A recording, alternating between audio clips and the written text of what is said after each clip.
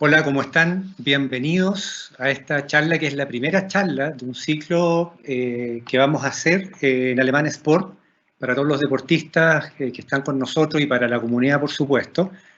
Así que vamos a hablar hoy de prevención de lesiones de rodillas en este tiempo de pandemia, que es un tema que nos parece muy relevante.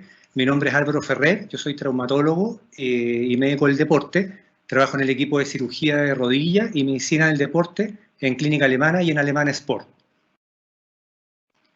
El esquema de la presentación, vamos a hablar primero de algunas nociones de anatomía y de función de la rodilla. Creo que es importante que entendamos cómo está hecha, cómo funciona, y después vamos a ir hablando de algunas lesiones de rodilla según el tipo de actividad física, obviamente las más frecuentes. Y vamos a hablar de cómo prevenirlas durante el confinamiento, y también al final vamos a hablar de algunas estrategias preventivas para el retorno deportivo habitual. Yo me imagino que todos estamos tratando de hacer actividad física lo más regularmente posible para mantener nuestro estado físico por las ventajas que la actividad física tiene en estos tiempos. Y los que están viendo que la situación se prolonga, están pensando muchos también en iniciar una actividad física lo más regular posible. Y tenemos múltiples alternativas. Ustedes ven en esta lista, no son todas, están todas las disciplinas que uno puede practicar en la casa, desde el entrenamiento funcional hasta box, HIIT, etcétera.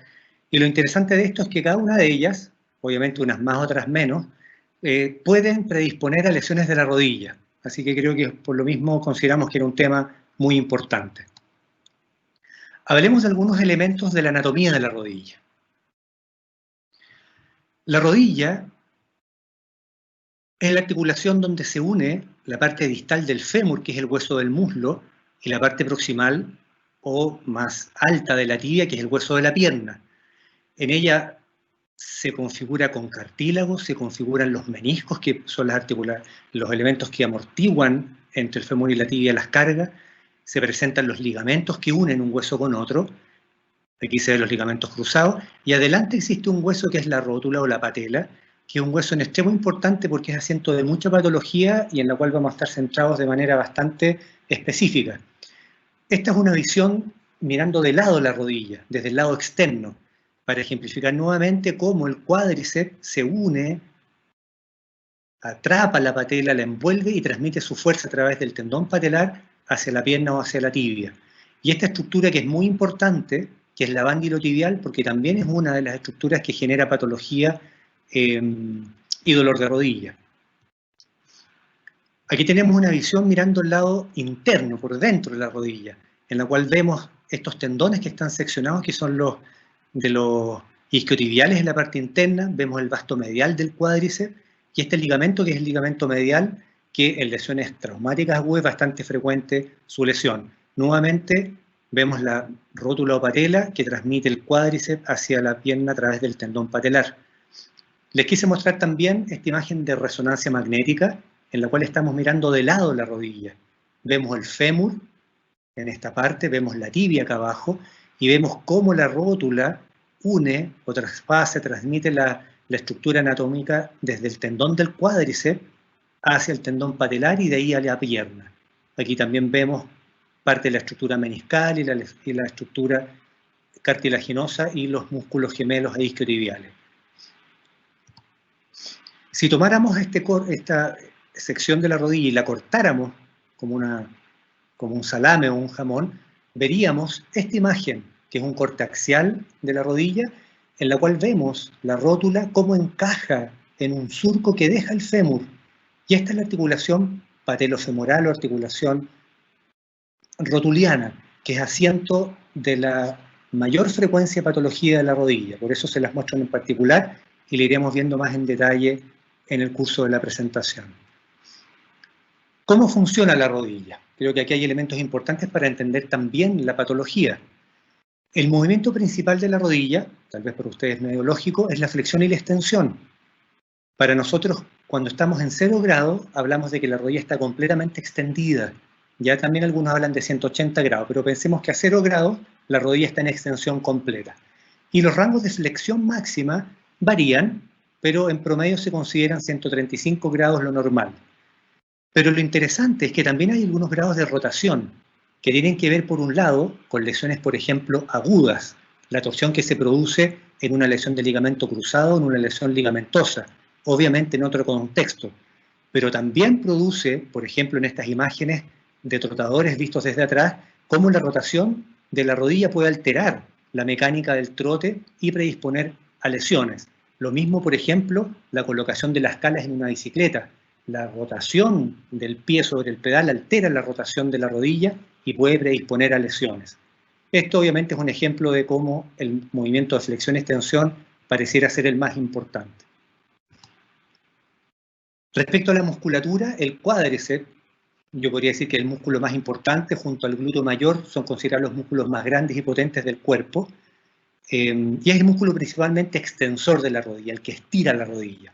Aquí hay un ejemplo, y este cuadro es en extremo importante, porque la rodilla a medida que se flecta, se aleja del centro de masa del cuerpo. El peso o la fuerza vertical del peso pasa lejos de la rodilla, y esto implica que la tendencia a flexionarse de la rodilla es muy alta, y esa fuerza tiene que contrarrestarse con la acción del cuádriceps. Y a través del tendón patelar, esta fuerza se transmite a la tibia.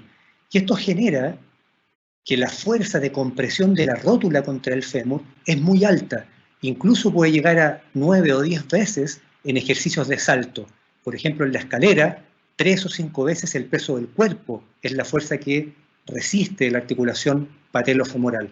Por eso les muestro este cuadro, que es para entender un poco por qué hay tanta carga y por qué se predispone la lesión. Por el contrario, están los músculos isquiotibiales, que están en la parte posterior de la pierna, del muslo, del fémur, y que son los encargados de la flexión de la rodilla. Por ejemplo, en un pedaleo circular, en la fase de elevación, los que levantan la pierna van a ser los isquiotibiales, que ustedes muchas veces se los pueden haber palpado en la parte posterior de la pierna. Pero por otro lado, cuando el pie está en el aire, por ejemplo en una carrera de 100 metros o de velocidad o en el mismo trote, en la fase última del impulso, justo antes del apoyo de talón, la velocidad que lleva la pierna, un velocista de 100 metros, por ejemplo, es tan alta que quien desacelera esa fuerza para poder apoyar el pie en el suelo son los isquiotibiales. Entonces tienen una función mixta de desacelerar la pierna, contrarrestando al cuádriceps, o simplemente flectar la rodilla. Es asiento importante de patología muscular, pero eso será tema de la charla siguiente. También la rodilla soporta cargas verticales. Aquí tenemos cómo la carga que el peso transmite a través del fémur se transmite hacia la pierna. Y aquí tenemos estructuras muy importantes que amortiguan o disipan y protegen la articulación. Una es el cartílago articular y la otra son los meniscos. Y por eso son estructuras muy importantes, pero eso probablemente lo conversaremos en otra oportunidad. Y están las funciones estabilizadoras dadas principalmente por los ligamentos, el ligamento externo o lateral en este caso, el ligamento interno o medial. Cuando se lesionan producen los esguinces de rodilla. Y aquí en el centro están los ligamentos cruzados, que a lo mejor también los conocen. Esto es lo que se llama la estabilidad estática. Ahora, en el contexto en el que estamos, las lesiones más frecuentes de rodilla van a ser por el sobreuso o por la carga repetitiva. Y las tres más importantes son el dolor patelofemoral, como ya les expliqué desde el punto de vista de la función de la rodilla, el dolor de la banda iliotibial, que muchos de ustedes por ahí habrán sufrido, y las lesiones del tendón patelar. Menciono las tres y vamos a hacer énfasis en la primera, en el dolor patelofemoral, porque tienen elementos en común en términos de su prevención y de su manejo, con algunas diferencias que también iremos tocando. Las lesiones menos probables en este contexto van a ser lesiones de menisco, a pesar de que algunos ya han consultado por alguna lesión meniscal, las lesiones de los ligamentos o lesiones más traumáticas, lo mismo que las lesiones del cartílago. Pero también pueden haber agudizaciones o dolor por lesiones previas. Y aquí es muy importante las personas que tengan algún grado de artrosis, sobre todo personas de la tercera edad o ya de edad más avanzada, que necesitan, para mantener salud mental y física, actividad física, pueden agravar algún cuadro artrósico previo. O personas que hayan tenido cirugías previas también pueden agudizar esa patología y necesitar algún consejo médico o kinesiológico o de entrenadores. Vamos entonces al dolor patelofemoral, que va a ser el núcleo de nuestra presentación. Como les comenté, se puede presentar en todas las disciplinas. se va a presentar un dolor en la cara anterior de la rodilla, pero también puede doler hacia el lado externo, hacia el lado interno, incluso hacia la zona posterior de la rodilla, ¿ya? Principalmente se va a manifestar en esfuerzos de flexión y extensión, es decir, cuando usamos la rodilla en su movimiento más importante. Puede darse en todo este rango, pero más habitualmente entre los 30 y los 60 grados, porque esa fuerza de compresión en estos grados tiende a ser más alta. Y es más frecuente en mujeres, lamentablemente. Este dolor puede ser intenso, puede ser tipo puntada en ese rango específico de flexión, puede a su vez haber hinchazón de la rodilla y puede haber algo de crujido si es que hay alguna lesión de cartílago asociada. Aquí están las flechas indicando dónde van a ser las zonas de dolor principalmente. En esta resonancia vemos un poco de daño o irregularidad de esa superficie que es donde está el cartílago. Existen factores de la persona que predisponen al dolor patelofemoral. Uno de ellos es el genuvalgo o una alteración del alineamiento de la extremidad en la cual la pierna se aleja de la línea media y las rodillas se juntan. Algunas le llaman rodillas en X, pero esa es la configuración que ustedes pueden tener. El mal alineamiento rotuliano per se, ya les había montado una radiografía relativamente normal, fíjese, esta rótula como está fuera del surco que le deja el fémur. Probablemente una mujer o esta persona va a tener o presentar dolor si fuerza su articulación patelofemoral. También las personas hiperlaxas, sean hombres o mujeres, van a tender a tener dolor patelofemoral porque tampoco la rótula va a tender a centrar correctamente sobre o en el canal troclear y por otro lado tienen una activación muscular un poco más deficitaria. Articulaciones de la cadera y del pie son muy importantes porque alteraciones en ellas pueden producir también alteración de la función y predisponer al dolor rotuliano. La atrofia del cuádriceps per se es un problema muy importante. Aquí lo coloco como factor de la persona porque muchas personas que arrastran algo de dolor presentan atrofia de cuádriceps sin notarlo y puede ser uno de los factores que hay que manejar en el tratamiento. Y por otro lado, la falta de flexibilidad, como el acortamiento del cuádriceps u otros músculos en relación a la rodilla.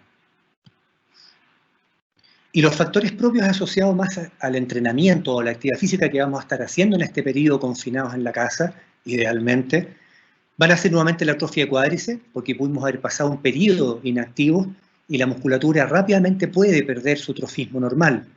También podemos perder rápidamente flexibilidad, si es que no logramos mantener lo que arrastrábamos ya desde el verano, ¿verdad?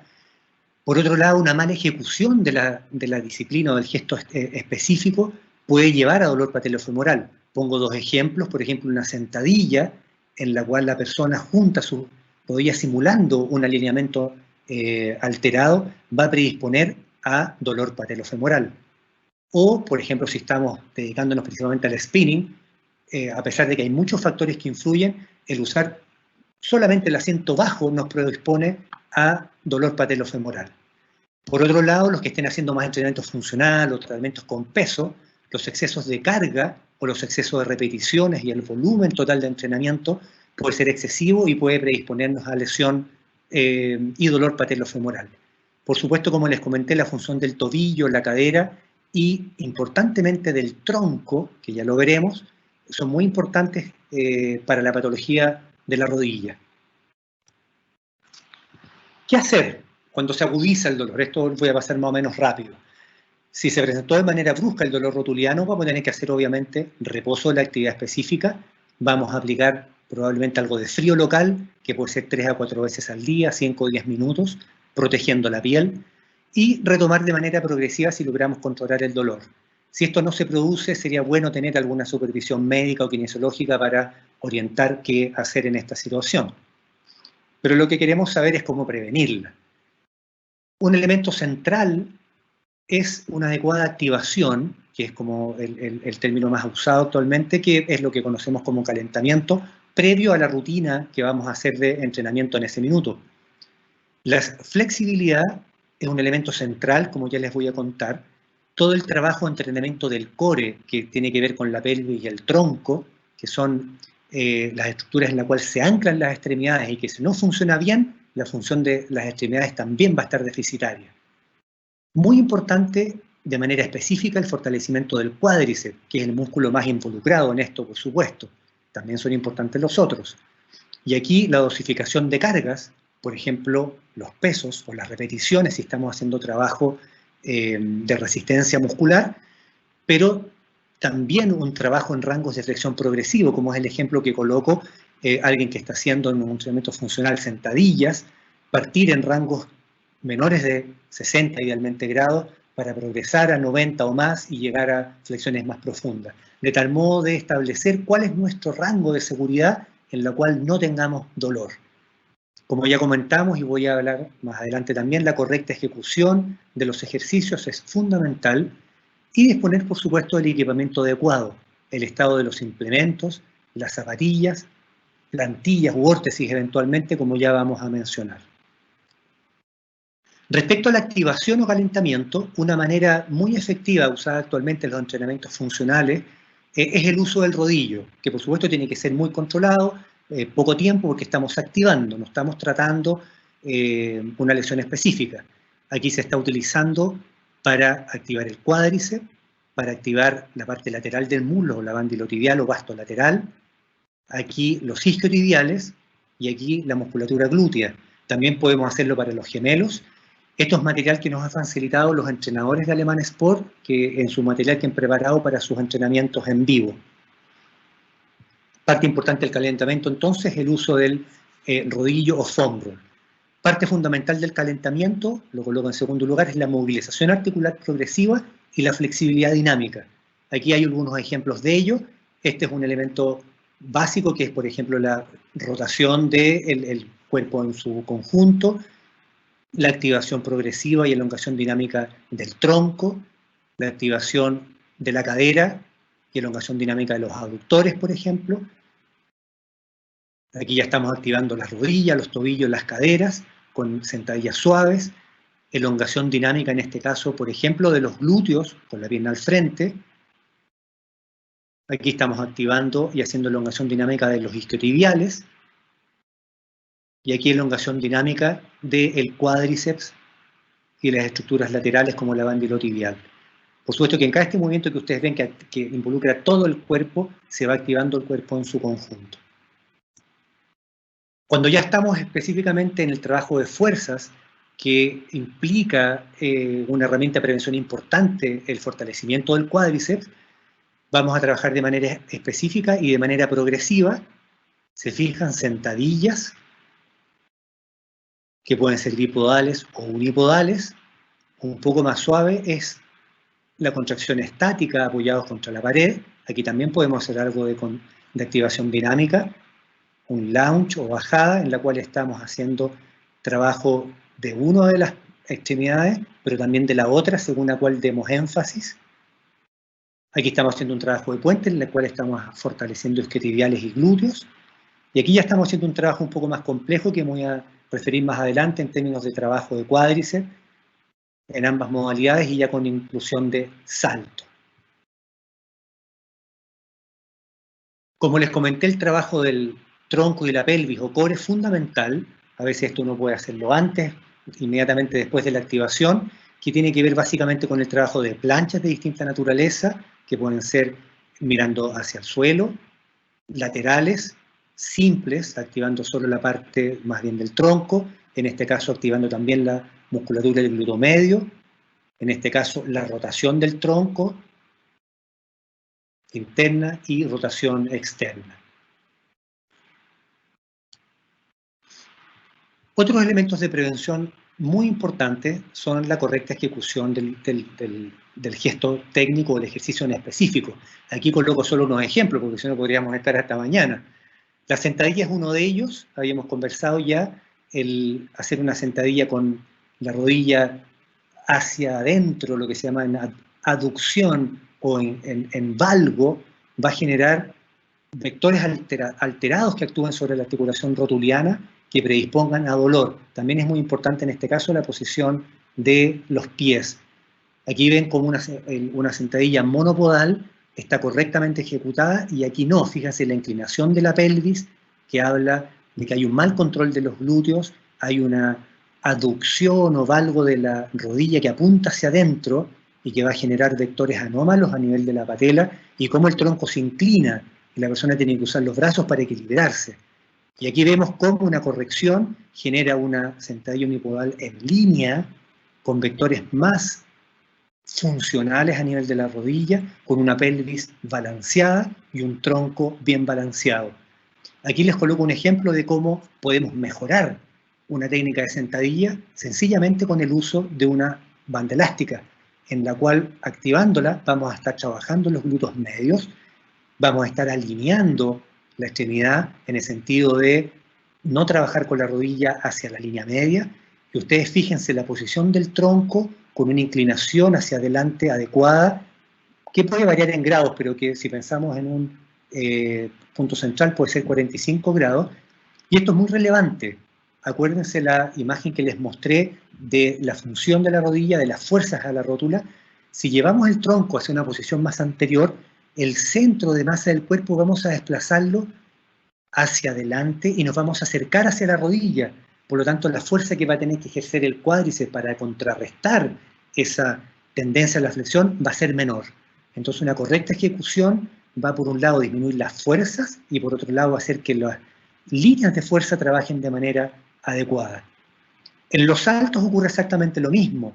Es similar a lo que ocurre en una sentadilla, porque al aterrizar debemos mantener un alineamiento correcto, un alineamiento de la pelvis correcto y un trabajo del tronco correcto al momento del aterrizaje. Ya les comentaré de eso un poco más adelante. También, por ejemplo, en la mecánica de trote es fundamental para evitar dolor patelofemoral. Recordad que la incidencia del dolor patelofemoral en el trote es alta, entre 10 y 20%. Los corredores en algún momento van a tener dolor rotuliano. Así que la mecánica del trote es fundamental, tanto la posición del tronco, la flexibilidad de la cadera que nos permita tener una adecuada incursión en la fase de balanceo que permita descansar esa patela en esa fase de balanceo, o lo mismo la gradoflexión en el apoyo de la pierna. Todo va a predisponer a que tengamos dolor o no si es que lo ejecutamos de manera correcta. El uso de todos los implementos, también estos son ejemplos. La configuración de la bicicleta estática o de spinning, fundamental. Ya les mencioné lo de la altura del sillín, podemos verlo en detalle más adelante, pero un sillín bajo, por supuesto, nos va a obligar a trabajar en rangos de flexión más altos con una sobrecarga de la articulación rotuliana.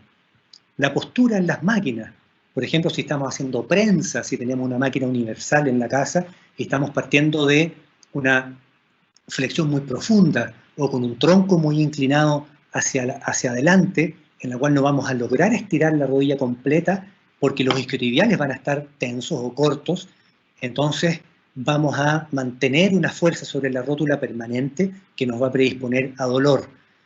Lo mismo puede ocurrir en una silla de cuádriceps. Si estamos con el tronco muy inclinado, vamos a necesitar más fuerza para llegar a los últimos grados de la extensión de la rodilla y predisponer a dolor. Los ejemplos pueden ser múltiples, solo les doy algunos. Lo mismo en el uso de los pesos. Por ejemplo, al hacer sentadillas, si estamos usando una barra y la estamos usando en el cuello o atrás en la espalda y tenemos el tronco en una posición muy recta, alejamos el centro de masa del cuerpo de la rodilla y vamos a aumentar las cargas sobre la rótula. Entonces, un trabajo de peso adecuado con discos o pesos rusos o lo que ustedes quieran elegir cerca del tronco y con una inclinación adecuada van a proteger sus rodillas. Lo mismo, por ejemplo, los ajustes de las bandas de TRX. Si para hacer una sentadilla con TRX las bandas están muy largas, van a tender a flectar más de la cuenta y predisponer a dolor rotuliano. Cada ejemplo uno puede ir analizándolo en detalle, o cada disciplina también podemos analizarla en detalle. Más elementos de la prevención, por ejemplo en trotadores, iniciar ritmos a velocidades bajas, 7 a 8 km por hora, y tiempos progresivos. ¿Cuánto? Obviamente no hay una receta, va a depender de cada deportista. Idealmente este trote va a ser en cinta, por supuesto, vamos a estar confinados. Tratar de no trabajar con grandes inclinaciones. Si estamos trabajando con la bicicleta, lo mismo, estática o spinning, no saliendo a la calle, vamos a trabajar inicialmente a bajas velocidades y a cargas bajas y progresando. Si estamos trabajando con pesos, vamos a trabajar con cargas y repeticiones progresivas. Vamos a tener sesiones de flexibilidad que pueden ser independientes. A veces uno se pregunta, ¿el hongo antes, el hongo al final? ¿Qué tanto el hongo? Acuérdense que la flexibilidad inicial es solo esa flexibilidad dinámica que les mostré como proceso de activación. La elongación estática muy fuerte antes de la rutina propiamente tal puede predisponer a lesiones. Pero ese es tema que se va a hablar en charlas a continuación. Y un elemento muy importante para evitar la sobrecarga es intercalar las rutinas. Démosle al menos un día de reposo a una rutina que sobrecargó nuestras rodillas. Por eso pongo este ejemplo, porque podemos hacer una rutina funcional o una rutina de spinning fuerte y después podemos intercalar con sesión de yoga o un entrenamiento funcional que privilegie tronco y tren superior. Muy importante este detalle.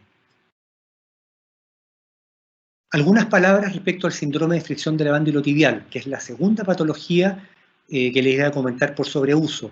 Tiene elementos en comunes con algunas diferencias. En este caso, el dolor va a ser más bien en la parte lateral de la rodilla, ¿ya? Van a ser por ejercicios más repetitivos que, por ejemplo, una rutina de ejercicio funcional. Y aquí el trote y la bicicleta van a ser fundamentales. Es muy frecuente en el trekking, en el trail running, por ejemplo. Pero yo me imagino que nadie en este minuto está sometido o está haciendo este tipo de rutinas. Se presenta dolor durante la práctica y algún tiempo después de la práctica, algunas horas o algún día o 2 días. Puede ser muy intenso y limitante y puede de manera relevante estar asociado con dolor rotuliano y del tendón rotuliano, que ya les voy a mencionar más adelante. Incluso esta asociación puede ser hasta un 30%, porque ustedes ven que hay asociación anatómica del abándilo tibial con la rótula y a su vez con el tendón rotuliano, y los ejercicios son similares, entonces hay una asociación y desde el punto de vista de la mecánica pueden asociarse dolores en ambas estructuras. Ahí es donde está el dolor más típico de la abándilo tibial. Los factores asociados, aquí hay un elemento diferenciador, es el alineamiento inverso, es cuando tenemos las piernas arqueadas porque tensa las estructuras laterales de la rodilla y va a predisponer de que el abándilo tibial que se ubica en la parte lateral de la rodilla, del muslo, vaya a comprimir o a irritar la parte lateral de la rodilla. También pueden haber alteraciones torsionales que les voy a explicar en unos minutos. Los acortamientos de los músculos tensor de la fascia lata y de los glúteos es muy importante. La abándilo tibial se origina en la musculatura de la pelvis, en el tensor de la fascia lata, que es este que está adelante, y en la musculatura glútea. Si estos músculos están cortos, van a tender a traccionar más la abándilo tibial. La abándilo tibial per se no es una estructura que se distienda o una puede elongar propiamente tal. Es como un tendón, para hacerse una idea. Lo que tú puedes elongar o privilegiar en su elongación va a ser la musculatura que le da origen. Muy importante es el acortamiento del cuádriceps, porque la abándilo tibial está muy estrechamente relacionada con el vasto lateral, a la cual tiene uniones y trabajan en sinergia de alguna manera. La debilidad de los glúteos, como ya les comenté, y aquí algo de la alteración torsional de las tibias. La hiperpronación del pie, probablemente los corredores ya lo saben, cuando el arco del pie cae, produce una torsión de la tibia que cambia el punto de contacto entre el abándilo tibial y el fémur distal, el fémur cerca de la rodilla. Entonces un factor predisponente muy importante. Aquí se ve cómo la debilidad glútea que produce una inclinación pelviana puede llevar a una tensión exagerada de las estructuras laterales del muslo y predisponer a la lesión. ¿Qué pasa con el trote y la abándilo tibial? El trote y la bicicleta son los deportes que más frecuentemente se asocian, aparte del trekking y el montañismo, el trail running. Pueden ser incluso hasta el 20-25% de los deportistas en algún minuto van a tener dolor del abándilo tibial. Y aquí es fundamental la mala progresión en distancias o minutos. La recomendación es una progresión de 5 a 10% semanal. Obviamente es variable, obviamente va a depender de la experticia, el entrenamiento, el background que cada deportista traiga. Otro elemento importante es nuestra zancada y la cadencia de trote.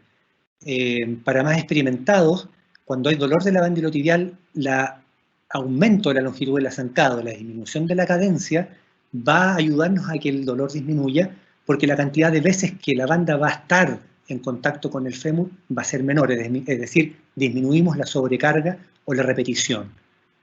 Por supuesto que las pausas inadecuadas, aquí los que preparan una maratón y han hecho los largos de 30 y los acercan mucho, agregan uno, pueden agravar esta condición. Pero en el contexto hogareño, cuando hacemos un trote en cinta, lo ideal para el que no está particularmente entrenado en esto es hacer una pausa de 1 o 2 días, intercalar con otras rutinas.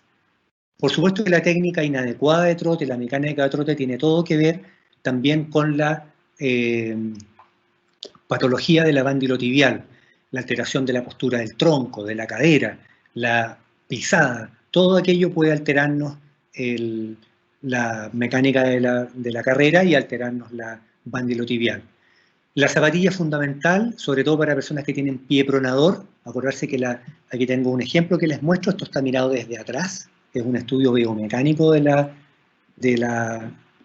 carrera, en la cual vemos cómo este arco plantar cae y se produce una alteración en la angulación del retropié, de la parte de atrás del pie, del arco del pie respecto a la pierna, y eso genera una alteración torsional de la tibia que a su vez condiciona mayor contacto y mayor presión de la bandilotibial.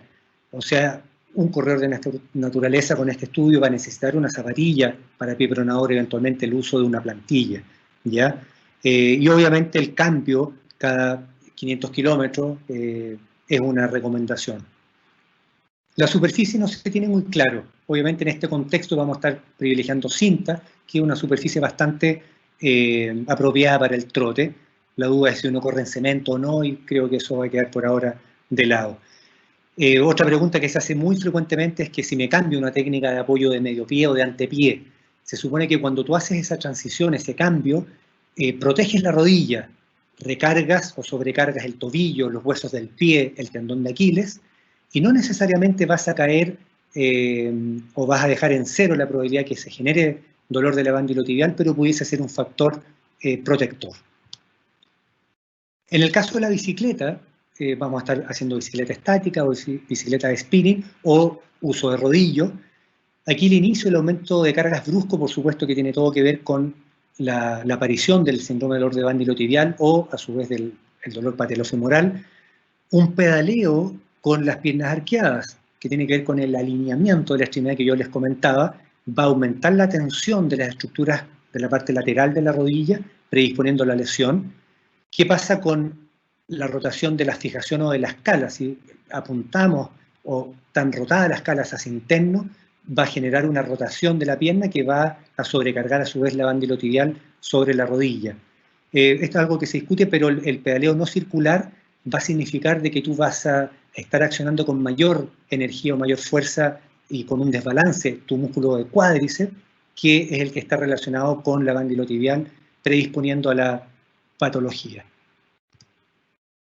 ¿Qué hacemos en la fase muy aguda? Que más de alguno puede ahí haber sufrido ya. Obviamente un reposo selectivo, no necesitas quedarte sin hacer nada. Aplicar hielo, que esta vez no es adelante, sino que es en la parte lateral.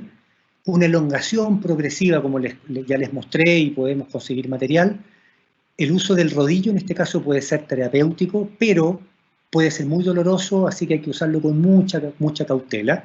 Y, por supuesto, si el dolor no es tan intenso, bajar los tiempos, bajar las cargas o los kilometrajes, y al retomarlo, obviamente, que sea también de manera muy progresiva. Esta diapositiva creo que es una de las más importantes.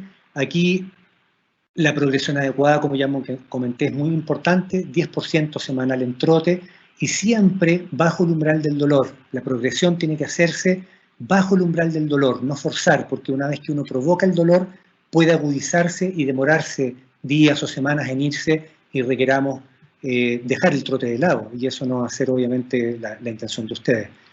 La flexibilidad es fundamental. Toda la musculatura asociada a la rodilla, cadera, etcétera, cuádriceps, isquiotibiales, gemelos. Y también la flexibilidad específica, los músculos propios de la cadera a nivel del tensor de la fascia lata, los glúteos, y a su vez los flexores de la cadera como el músculo psoas. Nuevamente la activación adecuada, el uso de foam roll, elongación dinámica, y aquí tanto en la bicicleta como en el trote, el inicio lento, algunos minutos, como activación de movilización articular, puede ser una herramienta muy efectiva. Como ya les comenté, el aumento de la zancada, la disminución de la cadencia, para que el número de repeticiones de impacto de la banda iliotibial sobre el fémur disminuya. Lo mismo les comenté sobre la zapatilla para un pie pronador y que esté lógicamente en buen estado, no como esta que está para la basura, idealmente para el reciclaje. Y eventualmente el uso de una plantilla si es que la zapatilla para pie pronador no es suficiente. Ahí uno podrá hacer más adelante algún estudio biomecánico o de análisis de la pisada. Como ya les comenté, pero más específicamente para la banda iliotibial, este es uno de los más importantes, la flexibilidad dinámica tanto del cuádriceps como de la parte lateral del muslo. Fíjense que toma el pie con la mano contralateral, de tal modo que lleva la rodilla adentro para aumentar la flexibilidad de la parte lateral de la pierna. Aquí estamos elongando isquiotibiales y gemelos. Esto nos recuerda un poco la opción del perro en el yoga, ¿verdad? Este también es ejercicio mixto, estamos elongando a nivel de la cadera, fíjense en la repetición. Ahora viene los flexores de cadera, el psoas, el tensor de la fascia lata, y ahí estamos elongando en la otra pierna los isquiotibiales. En ese gesto los isquiotibiales. Nuevamente la activación con el uso rodillo y otro tipo de ejercicios para elongar la banda iliotibial de manera un poco más estática. Siempre hemos privilegiado la elongación dinámica. Y como ya comentamos, en el trote en particular, la misma bicicleta, un inicio lento, a bajas cargas, a bajas velocidades, después aplicar cronómetro y partir con nuestra rutina o con el computador de la trotadora. Algunas palabras respecto a la tendinopatía rotuliana, que como les comenté tiene relación, pero con algunas implicancias que nos van a preparar para el futuro. En este caso vuelve el dolor a ser en la cara anterior de la rodilla, ya no al lado, sino que más en el vértice de la rótula, donde se origina el tendón rotuliano. En la resonancia se ve muy bien donde nace el tendón rotuliano y ahí es donde duele específicamente. Como les comenté, más puntual es la inserción del tendón rotuliano. Aquí se produce, se ha discutido mucho, se ha estudiado mucho, una alteración de la estructura del tendón, la estructura del colágeno del tendón, porque en el ejercicio repetitivo se van produciendo micro roturas que si tú vuelves a ejercer carga sobre esa rodilla, sobre ese tendón, no alcanzan a reparar y va produciéndose una alteración progresiva con llegada de ciertas fibras de dolor que provocan el dolor. Entonces, claramente las cargas repetitivas son la clave para la producción de la patología. Pero en este caso es distinto a los previos. Aquí va a haber mucha y directa relación con el salto. Esta patología es más frecuente en voleibolistas, basquetbolistas, menos frecuentemente en otros, como el tenis, por ejemplo, pero piensen en eso, el salto es lo más importante, lo que técnicamente denominamos como pliometría. Aquí está el ejemplo de cómo un salto, en la caída se produce lo que es el trabajo de cuádriceps excéntrico. Para que los que no lo saben, se produce cuando el músculo está contrayéndose, está activándose y está estirándose al mismo tiempo, o produciéndose una desaceleración. Aquí la persona va cayendo y para evitar caer al suelo, el cuádriceps se activa, pero a la vez se está estirando. Eso es lo que es el trabajo excéntrico, que en comparación con las cargas de otro tipo de ejercicio es más alta. Entonces, se relaciona con la patología tendínea de manera más directa. En términos de prevención, aquí también obviamente la progresión y dosificación de las cargas, si es que estamos haciendo algún trabajo de salto o pliométrico, nuevamente la flexibilidad, el control del tronco, obviamente en un salto va a ser muy importante, nuevamente la activación para preparar ese tejido en términos de temperatura, de viscosidad, a resistir muscularmente o tendíneamente la carga a la cual estamos sometiendo la articulación. Y a su vez, de manera específica, el fortalecimiento cuádriceps excéntrico. A veces somos muy buenos para empujar pesos, pero no somos buenos para aterrizar de manera apropiada, para traernos peso, para trabajar mientras el músculo se estira. En el caso, por ejemplo, que tengamos el pie apoyado, como es el primer video, la pierna que va atrás podemos darle énfasis y fíjense cómo el cuádriceps se está elongando y a su vez se está resistiendo la caída del peso. Ahí estamos haciendo un trabajo excéntrico. Este es el caso del lounge, la bajada de escalera, el ejemplo más típico tal vez, o la bajada en un trekking en otras situaciones. Cuando usan prensa, el traer el peso hacia el cuerpo. Se fijan, pueden empujar con las dos y traer con una, eso es trabajo excéntrico. Y en el salto propiamente tal, como es el video de la derecha, van a ver cómo en el aterrizaje el cuádriceps tiene que resistir la caída al suelo, se está estirando y a la vez está activándose. Aquí pongo unos ejemplos de trabajo pliométrico de salto progresivo. Se fijan aquí, muy simple, apenas se para el pie y trabajamos el cuádriceps de manera excéntrica. Aquí ya con un salto franco. Y aquí hilo un poco con la correcta ejecución. Fíjense cómo las rodillas no van hacia adentro, se mantienen en línea, el tronco se inclina hacia adelante. Aquí estamos haciendo una pliometría con giro de 180 grados, vamos aumentando la necesidad de desaceleración y la complejidad del ejercicio, y aquí una pliometría en 360 grados. Esto tal vez para la mayoría no es necesario hacer, yo creo que uno puede intentar quedarse tal vez en la primera, en la segunda, asesorarse. Y ya cuando, ojalá se acabe esto, se acabe pronto toda esta pandemia y podamos volver a ejercitarnos en el exterior o en nuestros ambientes habituales, ¿qué es lo que tenemos que hacer? Y para esto la pregunta es, ¿qué es lo que queda deficitario después de todo este periodo de pandemia? Y muy importante va a ser nuestro déficit de potencia, la capacidad de acelerar y cambiar la aceleración, la velocidad. Eso va a estar deficitario y va a predisponer a lesiones, más que nada musculares, y eso va a ser tenor de la charla que se va a hacer más adelante. Vamos a tener un déficit importante de la fuerza excéntrica, porque no es algo que se trabaje de manera habitual. Aquellos ejercicios que implican una integración motora más compleja, ejercicios como les comenté, esa pliometría con giro, la técnica de carrera va a haber que reeducarla porque probablemente alteremos nuestra técnica y perdamos una técnica de carrera perfecta, prolija. Lo mismo, el entrenamiento de salto o pliometría, aquellos deportes de cambios de dirección, por supuesto que los gestos específicos para cada deporte. Todo esto es lo que cada uno, según su disciplina, va a tener que trabajar, y para esto, tal vez la recomendación nuestra como Centro de Medicina del Deporte es, como ya ha pasado un tiempo importante, es tal vez si lo necesitamos, si tenemos más de 40 años, alguna patología crónica, hacer una evaluación médica puede ser muy importante. Por supuesto que la evaluación nutricional también pasa a ser relevante para ver qué ha pasado con nuestra alimentación en este tiempo de pandemia. También podemos hacer una evaluación funcional, que puede ser dirigida obviamente a la rodilla para prevenir las lesiones, pero también se hace una evaluación en globo para evaluar nuestra flexibilidad, la función del tronco, la fuerza, en lo que nos compete el cuádriceps y los isquiotibiales, cómo estamos en términos de salto y fuerzas excéntricas, y el control motor en ejercicios de flexión y extensión de rodilla.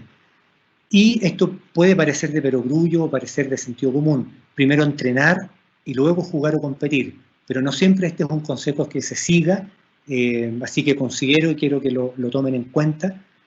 Y en particular el trabajo de pliometría, del trabajo de fortalecimiento excéntrico, de trabajo más complejo, porque tenemos que readaptar nuestra estructura esquelética, la estructura muscular, la estructura tendínea, nuestra estructura cartilaginosa, la estructura meniscal, para aguantar cargas mayores, que es la que eventualmente vamos a someter a nuestras articulaciones, la rodilla en particular, en el futuro. Esta es una vista de nuestro Centro Medicinal del Deporte, desde ya quedan invitados una vez que podamos ya salir de casa y salir del confinamiento, y muchas gracias. Vamos a finalizar esta presentación. Los voy a dejar invitados para la próxima charla, no recuerdo bien la fecha, el 20 y tantos de julio, en la cual se va a conversar de lesiones musculares, un tema extremadamente interesante, con alguna relación con lo que ya conversamos, y desde ya están invitados. Así que les agradezco su participación, voy a sacar la presentación y voy a dar paso a que contestemos algunas preguntas de ustedes para seguir discutiendo acerca de este tema. Muchas gracias.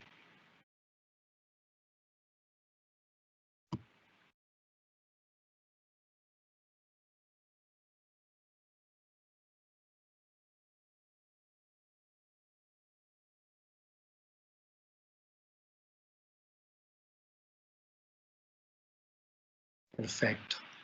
Aquí ya aparecen algunas preguntas. Tenemos 9 preguntas.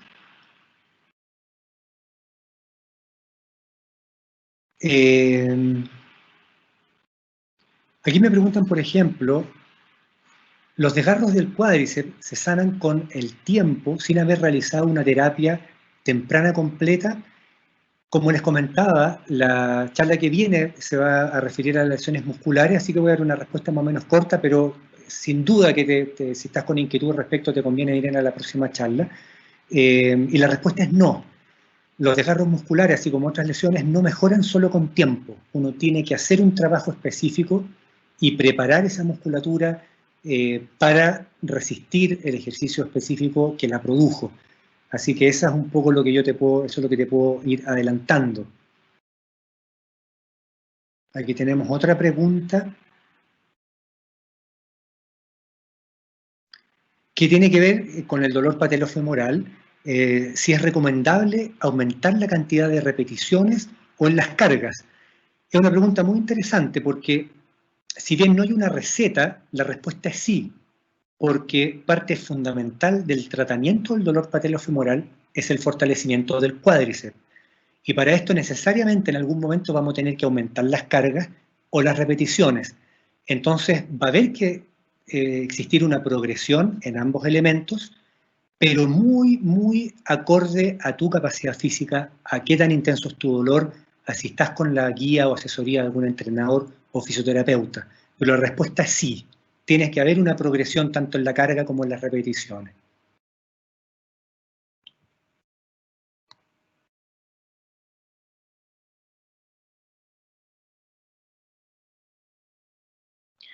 Me preguntan acerca de la ingesta de colágeno, si uno sufrió alguna lesión de rodillo para prevenir. Es un tema muy controvertido. La respuesta es no. En el sistema musculoesquelético, tanto para protección de cartílago como para protección de lesiones tendíneas y eventualmente ligamentosas, la ingesta de colágeno no ha demostrado ser un factor protector. Aquí lo importante es una buena alimentación, hacerse asesorar por un nutricionista en términos del balance de la ingesta proteica, el tipo de aminoácidos, de tal modo que tus propias células tendíneas y células del cartílago produzcan la matriz que tú necesitas.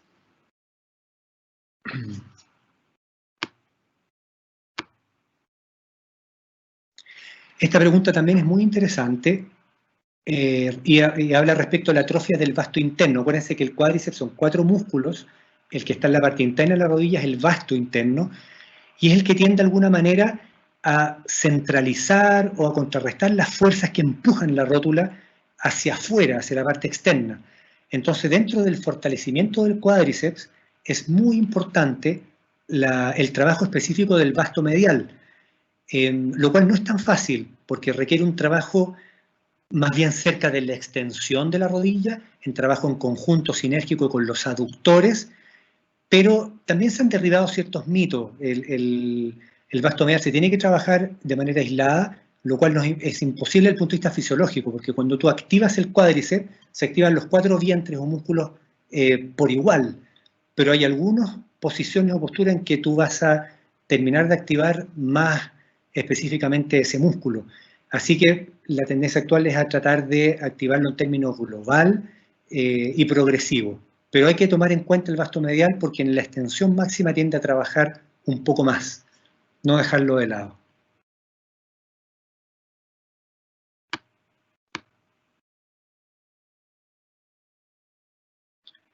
Me pregunta si podemos dejar pautas de trabajo, por supuesto que sí.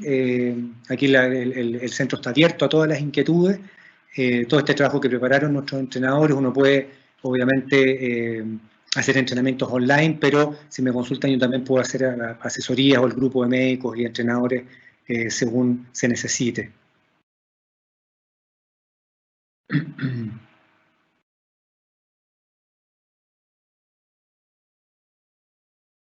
Aquí me preguntan la evidencia científica del frío como tratamiento. La respuesta es que la evidencia es baja y tiene aquí 2 elementos. Por ejemplo, en la tendinopatía rotuliana no hay una inflamación per se. Entonces, el uso del hielo como antiinflamatorio no tiene mucho sentido desde el punto de vista fisiológico. Lo que sí se sabe es que ayuda a disminuir transitoriamente el dolor. porque de alguna manera evita la estimulación nerviosa de aquellas fibras de dolor, pero es una terapia solo complementaria, breve, en la fase de agudización. Muchos dicen, uno de los basquetbolistas, los tenistas, que se sientan y colocan hielo en sus rodillas. Para eso no hay evidencia científica que lo avale. Esa es la respuesta que te puedo dar. ¿Qué más puedo ver? Creo que esas son las preguntas que han llegado. Quería agradecerles su presencia. Quedan invitadísimos para la charla del 23 o 24 de julio. No recuerdo bien la fecha, les va a llegar la invitación. Ojalá algunos que ya hemos visto en realidad están inscritos. Invitados también al Centro de Medicina del Deporte. Y cualquier inquietud pueden ubicarnos en Alemán Sport. Muchas gracias por su presencia, por su participación y será hasta la próxima. Chao.